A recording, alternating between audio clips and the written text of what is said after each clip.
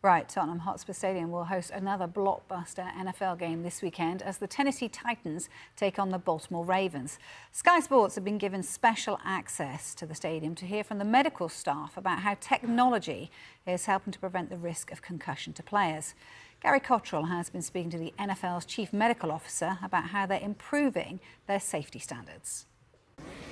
Well, typically our providers have been in sports medicine for 10 years or more. We have a requirement for our spotters, for example, that they've worked in the field for at least 10 years. They also cannot have had any affiliation with an NFL team for the last 5 years. And our neuro specialists have gone through a full panel of their neurologic training and specialty training in concussion. So each of them has been in the field of medicine for over a decade. And we have a really experienced group of people who perform these roles. Typically, they have served in the NFL for 5 years or more.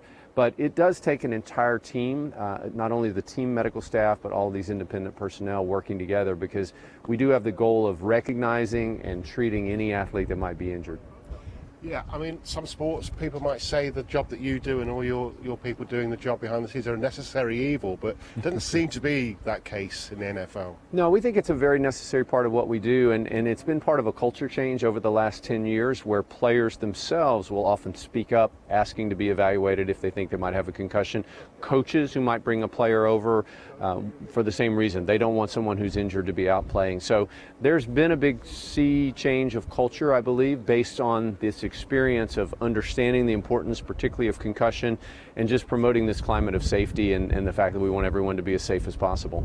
I think you said that it's now up to about 30% of players on the pitch or their teammates saying, look, I need someone to take a look at me. And that's something that is, really, really powerful, isn't it? It's remarkable that up to 30% of our concussion evaluations have some component of a self-report.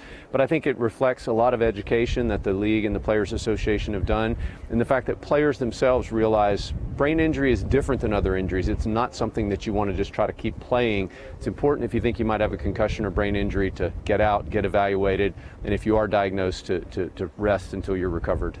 Yeah, all the analysis, the electronic systems, as well as the medical equipment. Are other sports around the world lagging behind the NFL, do you feel? Well, I think we're seeing more and more sports recognize the importance of these protocols and also the use of video. And so we share our findings and what we're doing with other sports leagues, and so that they can benefit from what we've learned. We've obviously evolved. Each year we try to make changes and continue to improve ourselves. We're always looking at our own results and asking how we can do better and even do a more comprehensive job of identifying players who might be injured. And obviously, normally this pitch would be rolled back, and the soccer pitch would be rolled on. I mean, is there something that soccer, the Premier League, for example, could learn from the way you do things?